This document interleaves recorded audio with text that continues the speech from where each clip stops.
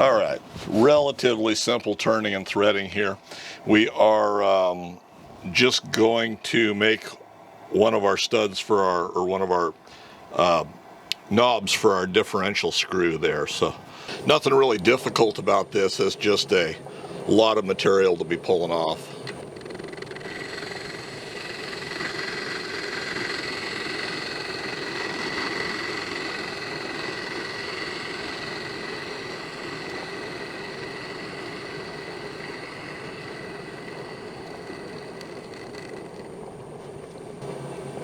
This is just a pretty ragged piece of 1 1/8 inch stock.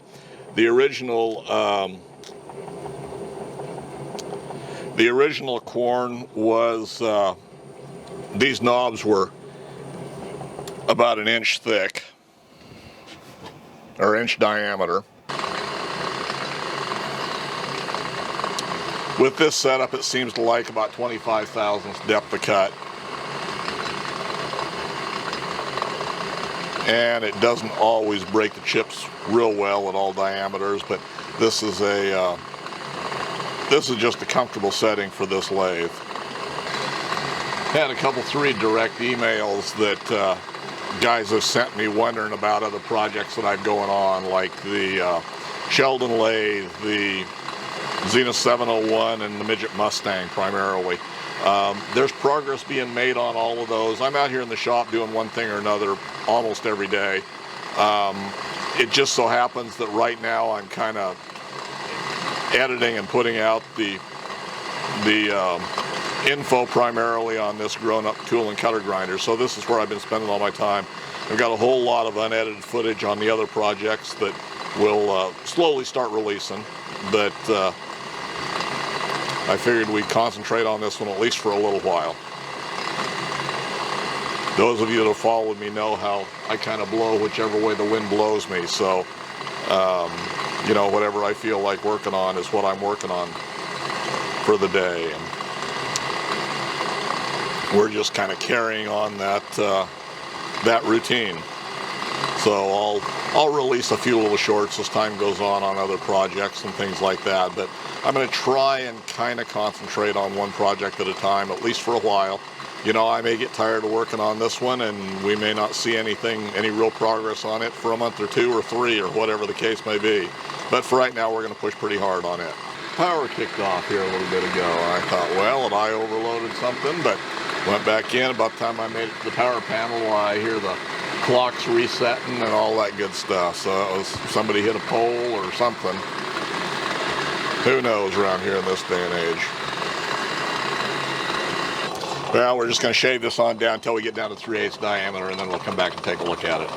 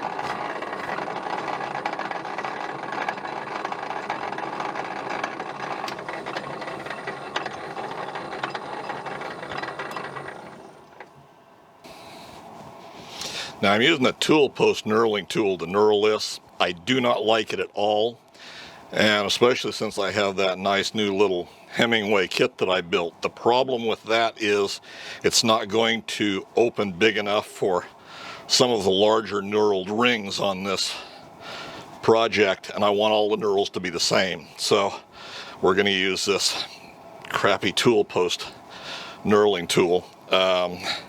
These put a tremendous amount of pressure on the headstocks, and this one is worn so bad anyway that it does not do it any good, and it's sometimes hard to get a decent knurl with it. But It's what we're using for this project, so that's the reasoning behind all that.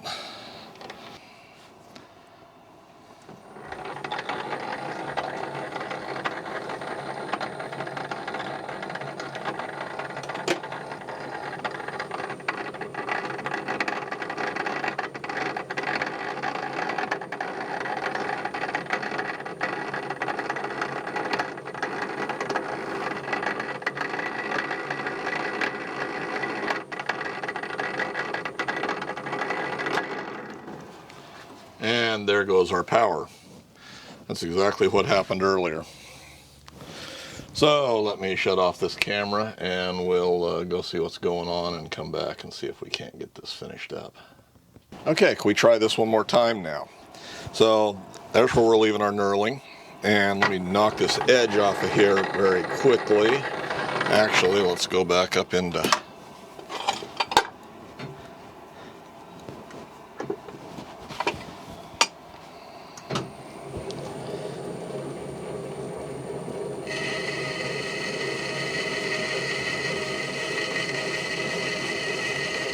knock that little burr off of there.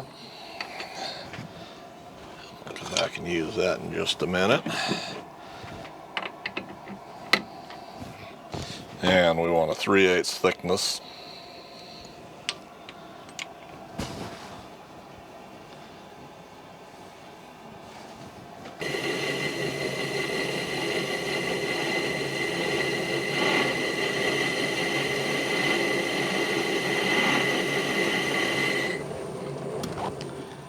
How does that look to us? We can narrow it down just a little bit.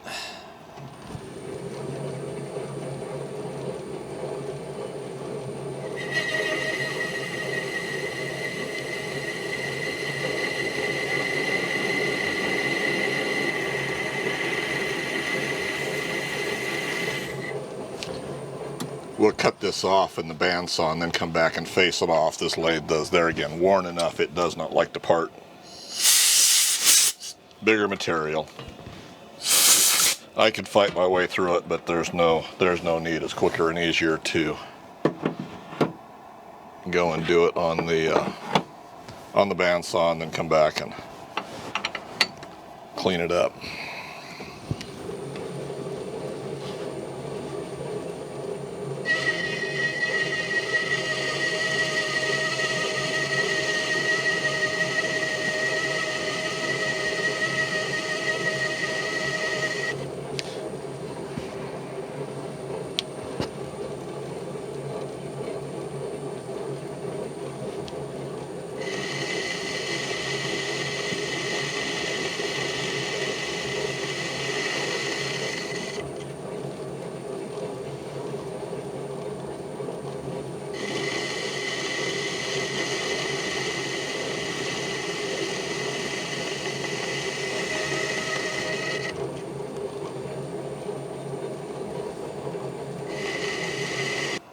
Alright, so there we're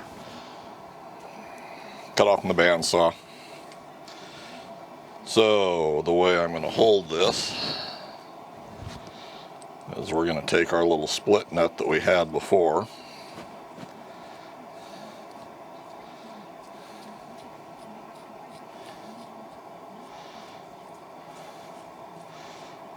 And we're going to run her up there a ways, doesn't really matter how far. A little farther is probably better, but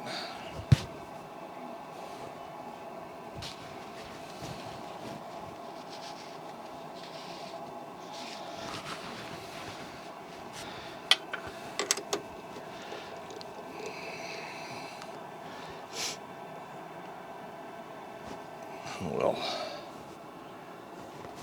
crank that down right there.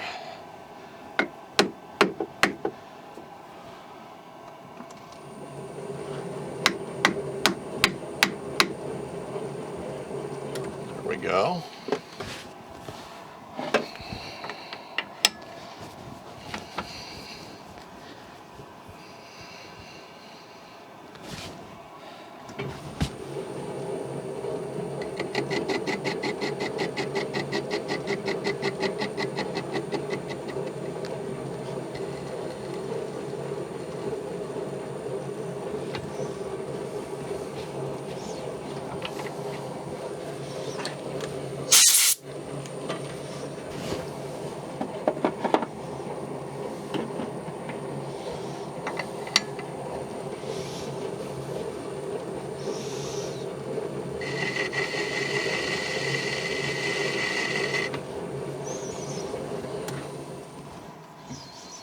Okay.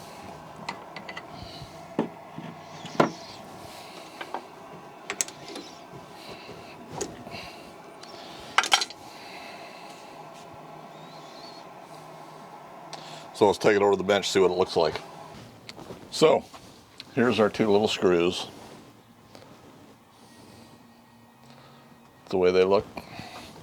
And the way they go on is they will thread in there just like this, and they're probably a little bit too long, but like I say, we'll adjust final length once we get everything else situated.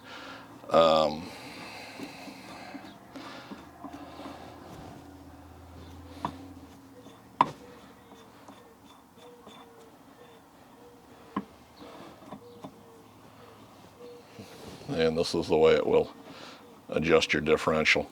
And the way they're set up, when you initially set up the Quorn, why you set your center height off of your spindle to match your work head, usually with blanks that are slotted halfway through, and you match them up, is the way Chaddock recommends they be done. But then you can do a little bit of fine tuning if you don't get it with this coarse adjustment. You can fine tune it a little bit right here by raising and lower your spindle. But then once you've figured out where your center is, then you take the diameter of your wheel, and I don't remember the formula now, but you use the sine,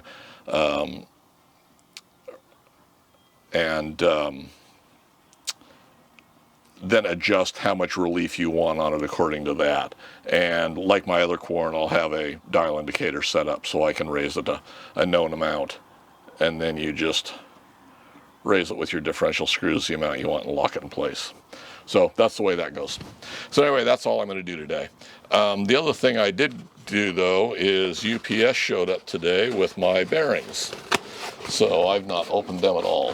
So you might as well see what we've got in here.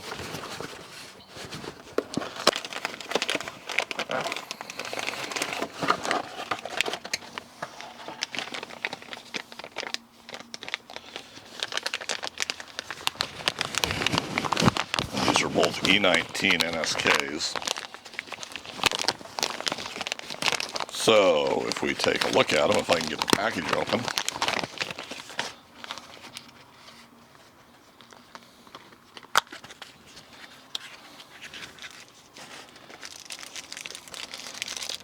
There's what our bearings look like right there. And they're the same thing as the standard Quorn. They're standard magneto bearings, except these are the bearings that fit the standard Quorn. Might as well pop them open here. They'll get washed up real well, so my dirty hands aren't going to matter. There's the standard Quorn size right there.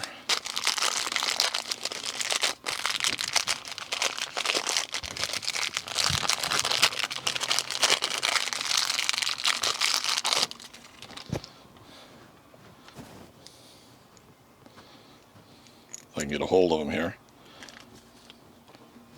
And this is what we're putting in the spindle, comparison-wise. Oh.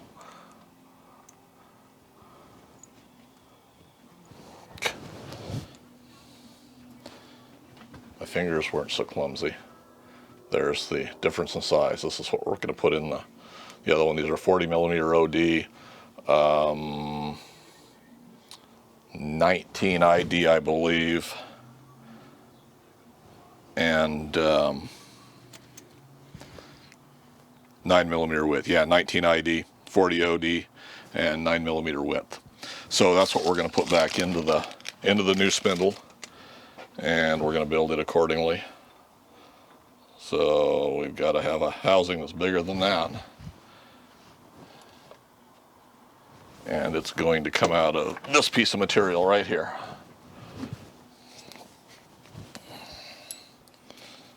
So we got room to sneak that into the end of that. I hope. So anyway, that's a project coming up. But I'm glad to have the bearings anyway. So now I can use them to match everything off of. I think these are rated at 17,000 RPM if they're in grease, and 22 or 24, 20,000, something like that if they're running oil. And I'm going to run them in oil. So anyway, that's the progress for the day. Hopefully you find that a little bit interesting. Comment suggestions, guys. Leave in the comment section for me below. And as always, thanks for taking the time to watch.